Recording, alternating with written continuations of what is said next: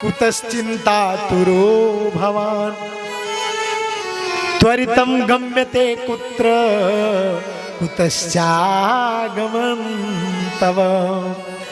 कहते हैं कि इतना जल्दी जल्दी आप कहां से आ रहे हैं, कहां को जा रहे हैं, आपका कौन सा धन खो गया, किस चिंता में डूबे हुए हैं। तो देवर्षि नारद जी कहते हैं महाराज मैं सत्संग लाभ के लिए इस संसार में पृथ्वी पर भ्रमण कर रहा था। मृत्युलोक में भ्रमण करते हुए पुष्करम च प्रयागम च काशीम गोदावरीम तथा हरिक्षेत्रम कुरुक्षेत्रम इन सब क्षेत्रों में मैं गया, लेकिन कहीं भी मुझे शांति नहीं मिली, कहीं भी मुझे सुख नहीं मिला। तो क्या देखने को मिला कि सत्यम नास्ति तपः शौचम, इस संसार से सत्य चला गया है, पवित्रता चली गई है।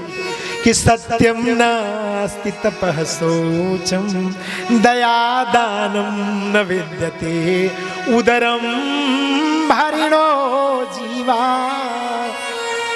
वारका कूट भाषण। इस संसार से सत्य शौच इत्यादि गुण चले गए हैं। कलिकाल का घोर प्रकोप हो गया है।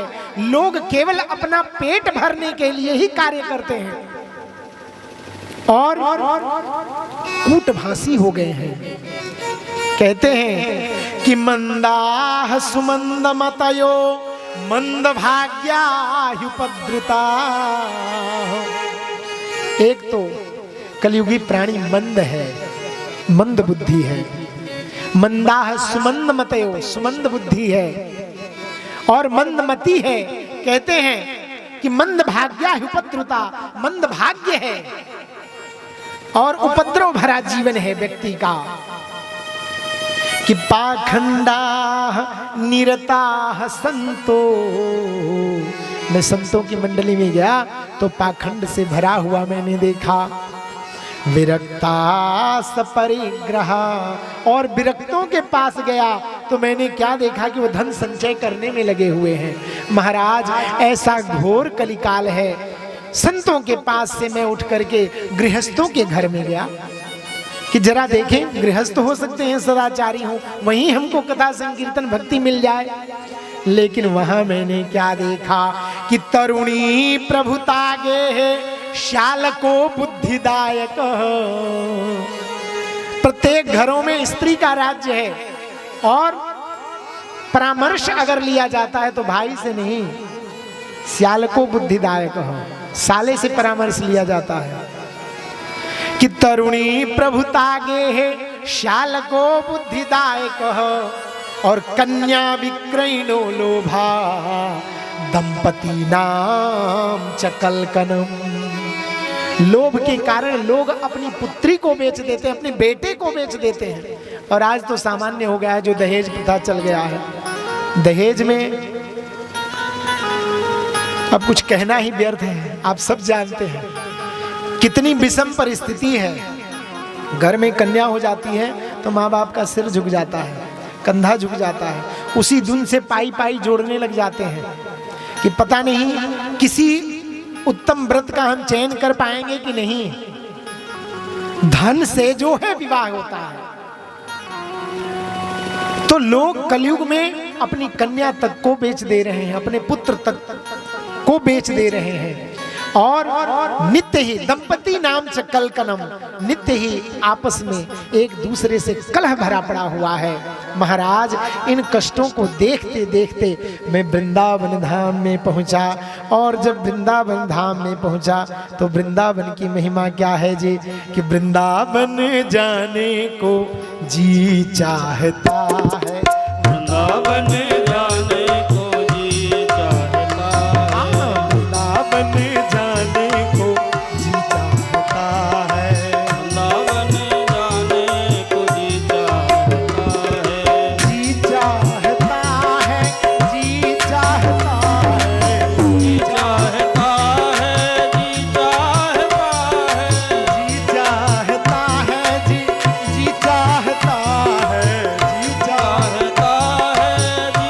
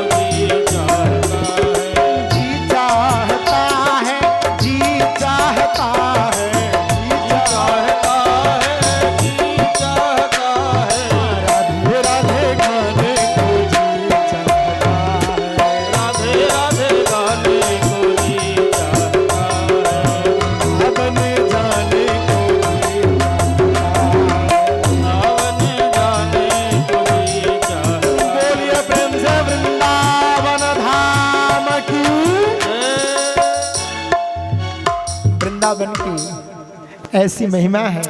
नारद जी कहते हैं कि संपूर्ण पृथ्वी का भ्रमण करते करते जब मैं वृंदावन धाम में पहुंचा तो हृदय को तो बड़ी शांति मिली, लेकिन मैंने वहां एक आश्चर्य देखा कि तत्राश्चर्य मया दृष्टम श्रूयताम तन मुनीश्वरा। हे मुनिगणों, हमारी बातों को सुनिए। वहां मैंने एक आश्चर्य देखा। क्या देखा? एका तु तरुणी तत्र निषन्ना खिन्न मानसा। एक देवी युवती है लेकिन अत्यंत खिन्न मना बैठी हैं। उनकी गोद में दो वृद्ध पुरुष सोए हुए हैं और तमाम देवियां उनकी सेवा कर रही हैं। कोई पंखा झल रही हैं और उन्हें बार बार मनाने का प्रयास कर रही हैं। वो देवी रोए जा रही हैं। तो यह कष्ट देख करके, यह दृश्य देख करके मैं उनके नजदीक गया, लेकिन जब देखा कि वहां देवियों का ही समाज है तो मैं वापस मुड़ गया कि अगर इनके बीच में कहीं गया तो कहीं देवियां मेरे ही पीछे न पड़ जाएं कि हाँ महाराज आपको क्या लेना देना, ये देवियों का समाज है। और जैसे ही मैं वापस जाने लगा उसी समय उस तरुणी ने, उस देवी ने मुझे पुकारा कि भो भो साधो क्षणम तिष्ठम मचिंतामपि नाशया दर्शनम तव लोकस्य सर्वथा घहरम परम। हे साधो, थोड़ी देर ठहरिए तो सही। आपके दर्शन से हमारा संपूर्ण शोक नष्ट हो गया। दर्शनम तव लोकस्य सर्वथा घहरम परम। हमारे हृदय का संपूर्ण पाप नष्ट हो गया। महाराज, थोड़ी देर हमारी बात तो सुनिए। जब उस देवी ने पुकारा तो मैंने जाके नजदीक से उनसे प्रश्न किया कि देवी आप कौन हैं? तो उन्होंने कहा कि अहम भक्ति ख्याता इमो में तनयो मतो ज्ञान वैराग्य न मानो और काल योगे न जर्जरो। उस देवी ने कहा कि मेरा नाम भक्ति है और मेरे गोद में जो ये दो वृद्ध पुरुष पड़े हुए हैं, काल योग के कारण जो जर्जर हो गए हैं, अत्यंत खिन्न हो गए हैं, ये मेरे दोनों पुत्र हैं। ज्ञान वैराग्य है। महाराज, इस कलिकाल का समय ऐसा आया कि माता तो तरुणी है, युवती है और पुत्र दोनों वृद्ध हैं। मुझे बड़ी पीड़ा हो रही है। इनको चेतना देने का मैं प्रयत्न कर रही हूँ, लेकिन फिर भी ये चैतन्य नहीं होते। महाराज, इनके कष्टों को निवृत्त कीजिए। कहती हैं भक्ति माता कि द्राविण देश में जन्म भयो, कर्नाटक मध्य सयानी भयो है। द्राविण देश में जन्म भयो, कर्नाटक मध्य सयानी भयो है। मान सम्मान भयो महाराष्ट्र, सौराष्ट्र बूढ़ापा ने घेर लयो है। घोर कली के प्रभाव के कारण अंग हमारे अपंग भयो है। कृष्ण के धाम वृंदावन ने मोहे रूप सौंदर्य का दान दयो है। कृष्ण के धाम वृंदावन ने मोहे रूप सौंदर्य का दान दयो है। आप मेरा परिचय जानना चाहते हैं तो मैं द्रविड़ देश में जन्म ली हूँ। द्राविड़ देश में जन्म भयो, कर्नाटक मध्य सयानी भयो है। मैं कर्नाटक के मध्य में गई तो युवती हो गई, लेकिन मान सम्मान भयो महाराष्ट्र। महाराष्ट्र में मेरा बहुत सम्मान हुआ और जब मैं सौराष्ट्र गुजरात प्रदेश में आई तो मैं अत्यंत जर्जर हो गई, बूढ़ी हो गई। और यह भगवान श्री कृष्ण का ऐसा परम धाम है, इस धाम का, वृंदावन धाम का ऐसा प्रभाव है कि मैं तो युवती हो गई, लेकिन मेरे ये दोनों पुत्र वृद्ध हो गए। इनका ग्राहक यहाँ भी कोई नहीं है। इसलिए नाथ, आप हमारे इन पुत्रों को पुष्ट करने का प्रयास करें। नारद जी कहते हैं कि देवी, आप तो भगवान के प्राण प्रिया हैं और इस वृंदावन धाम की ऐसी महिमा है जहां आप नित्य निरंतर नृत्य करती रहती हैं कि वृंदावनस्य संयोगात् पुनस्त्वं तरुणी नवा धन्यं वृंदावनं तेन भक्तिरनेत्यति यत्र च। इस वृंदावन धाम में भक्ति का नित्य निरंतर नृत्य होता रहता है, लेकिन आपके पुत्र यहाँ पर भी वृद्ध पड़े हुए हैं, ज्ञान वैराग्य जर्जर हैं, यह शोक मेरे मन में है। भक्ति माता ने कहा कि राजा परीक्षित ने इस कलिकाल को नष्ट ही क्यों नहीं कर दिया। जिस समय कली गौ और वृषभ के ऊपर अत्याचार कर रहा था, राजा परीक्षित ने अपने बस में किया और उस समय राजा परीक्षित ने उसको जाने क्यों दिया, छोड़ ही क्यों दिया। तब देवर्षि नारद जी कहते हैं कि देवी, कलयुग में तमाम अवगुण हैं, लेकिन एक ऐसा गुण है जिस गुण के कारण राजा परीक्षित ने उसे जाने दिया, उसे रहने दिया। कौन सा गुण है कि यत् फलम नास्ति तपसा न योगेन समाधिना तत्फलम लभते सम्यक कलौ केशव कीर्तनात्। जो फल अन्य युगों में समाधि से, योग से, जप से, तप से प्राप्त होते हैं, वही फल कलौ केशव कीर्तनात्, केवल भगवान के कीर्तन करने से, नाम स्मरण करने से, भगवान के कथा श्रवण करने से ही उस फल की प्राप्ति हो जाती है। क्योंकि कहा है कि कलयुग केवल हरि गुण गा,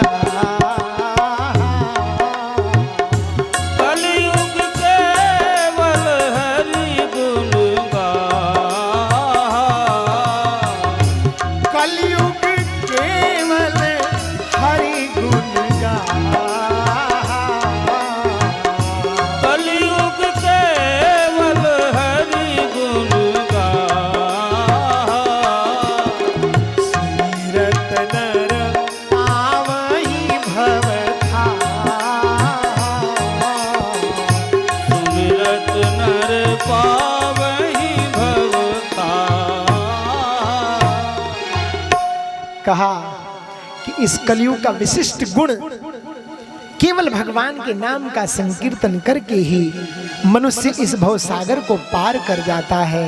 इस गुण को देख करके जो राजा परीक्षित गुणग्राही हैं, कलयुग को छोड़ दिया।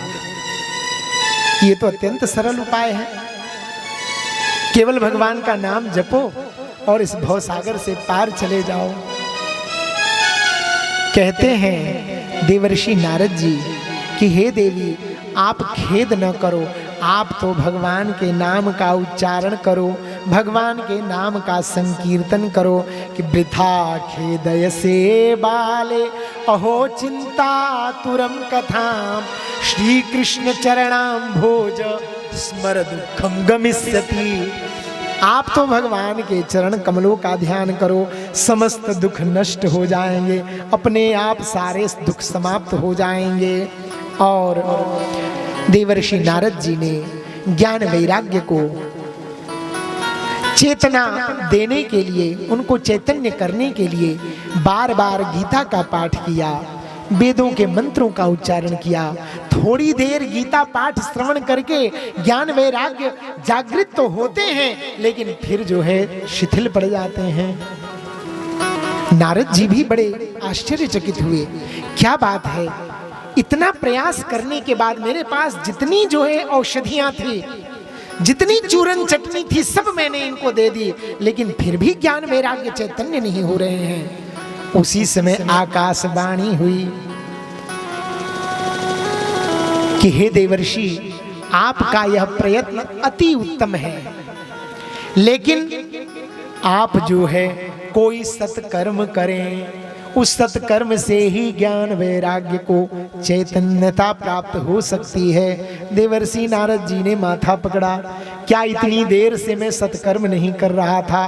क्या वेद मंत्रों का उच्चारण करके, गीता श्रीमद् भगवत उपनिषदों का सार सुना करके क्या मैं सत्कर्म नहीं कर रहा था? देवर्षि नारद जी ने हाथ जोड़ करके सनकादियों से कहा कि महाराज, मैं उस सत्कर्म को जानने के लिए तमाम ऋषियों के पास गया, लेकिन कोई भी सही उत्तर न दे सका। तब मैं बद्रिकाश्रम की तरफ आया हूँ, यही तपश्चर्या करके और भगवान से ही पूछूंगा कि प्रभु सत्कर्म क्या है। लेकिन धन्य है आप हमको सहज में ही प्राप्त हो गए, तो आप कृपा करके बताएं कि वह कौन सा सत्कर्म है जिस सत्कर्म से ज्ञान और वैराग्य को चैतन्यता प्राप्त होगी।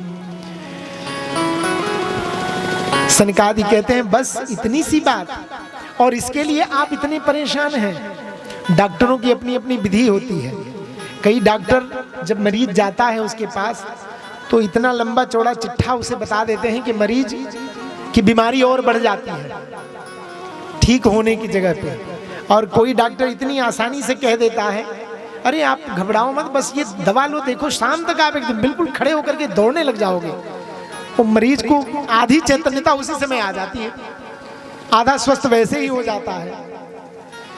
तो सनकादि कहते हैं कि इतनी सी बात लेकर के आप परेशान हैं। आप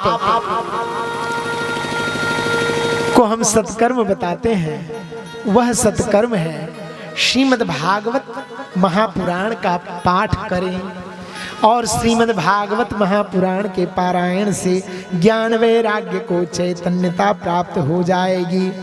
कि सत्कर्म सूचको नूनम ज्ञान यज्ञस्मृतो बुधे श्रीमद् भागवतालाप सतुगीत शुकादिभिः।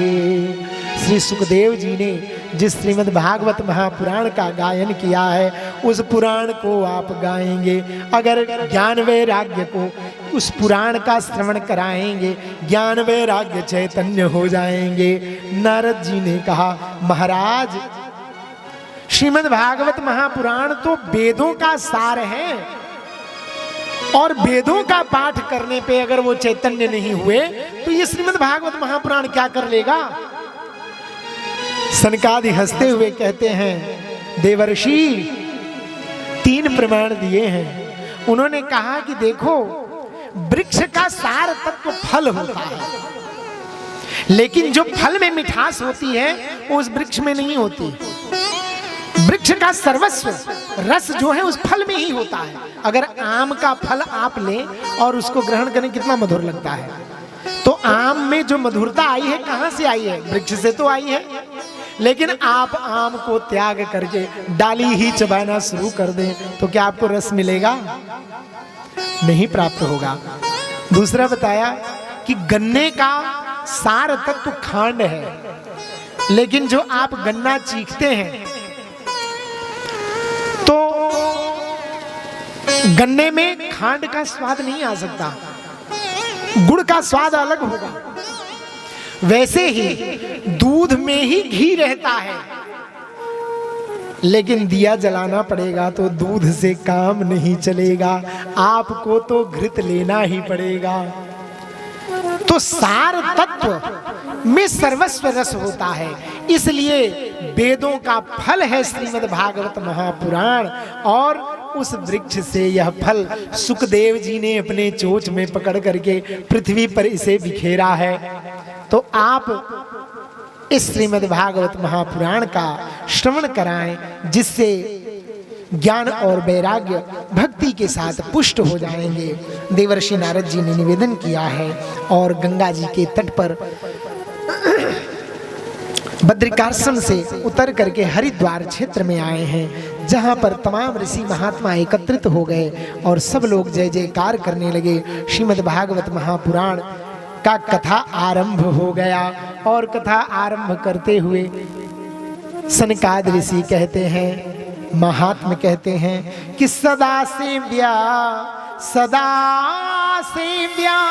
श्रीमद् भागवता भागवती कथा यस्याः श्रवण मात्रेण हरेश्चित्तम समाश्रयेत। कहते हैं कि इस भागवत महापुराण कथा का सेवन सदा ही करो। जब हम इस कथा को श्रवण करने के लिए जैसे ही अग्रसर होते हैं, जैसे ही बढ़ते हैं, भगवान तुरंत हृदय में आकर के तिष्ठित हो जाते हैं। हरेश्चित्तम समाश्रयेत, तुरंत हरि भगवान हृदय में उपस्थित हो जाते हैं। और इस भागवत की महिमा कितनी है कि न गंगा न गया काशी। गंगा जी के स्नान का कितना महत्व है, काशी स्नान का। कहा कि न गंगा न गया काशी पुष्करम न प्रयागकम शुक शास्त्र कथायाश्च फलेन समताम नयेत। इस शुक शास्त्र का, श्रीमद् भागवत संहिता का श्रवण कर लिया जिसने, उसने गंगा का स्नान कर लिया, काशी स्नान कर लिया, प्रयाग का स्नान कर लिया, उसने पुष्कर तीर्थ कर लिया। कौन कहे उसने संपूर्ण तीर्थों का फल प्राप्त कर लिया। यह श्रीमद् भागवत की महिमा है। और ये हम कोई अपनी तरफ से बना के नहीं कह रहे हैं, ये श्रीमद् भागवत महापुराण में ही लिखा है। क्या इतनी महिमा है कि अगर एक श्लोक, आधा श्लोक, एक चौथाई श्लोक जहां पर इसका गायन होता है वह घर मंदिर बन जाता है। वहां के पितृ, वहां के लोग निरंतर भगवान का सानिध्य प्राप्त कर लेते हैं। कहते हैं यह भागवत जो है सामान्य नहीं, तेनेयम वांगमयी, यह जो है भगवान की शब्दमयी मूर्ति है। प्रत्यक्षा वर्तते हरे, प्रत्यक्ष भगवान का ही स्वरूप है श्रीमद् भागवत महापुराण। और इतनी महिमा कह ही रहे थे कि उसी के बीच में, सभा के मध्य में ही एक देवी अपने 2 पुत्रों के साथ प्रकट हो गई और प्रकट हो करके नृत्य करके भगवान का संकीर्तन करने लगे कि भक्ति सुतौ तौ तरुणो गृहीत्वा प्रेमे करूपा सहसा विरासे। भक्ति सुतौ तौ तरुणो गृहीत्वा प्रेमे करूपा सहसा विरासे। श्री कृष्ण गोविंद हरे कृष्ण गोविंद हरे मुरारे नाथे नामानि मुहुर्वदन्ति। श्री कृष्ण गोविंद हरे मुरारे नाथे नामानि मुहुर्वदन्ति। भक्ति सुतौ तौ तरुणौ गृहीत्वा, देवी भक्ति अपने दोनों पुत्रों के साथ तरुण होकर के और श्री कृष्ण गोविंद हरे मुरारे, हे नाथ नारायण वासुदेवा, इस मंत्र के साथ गायन करके नृत्य करने लगी। आइए हम भी भक्ति माता के साथ इस पावन संकीर्तन को बड़े प्रेम से दोनों हाथों से ताली बजा करके बोले कि श्री कृष्ण गोविंद हरे मुरारे, हे नाथ नारायण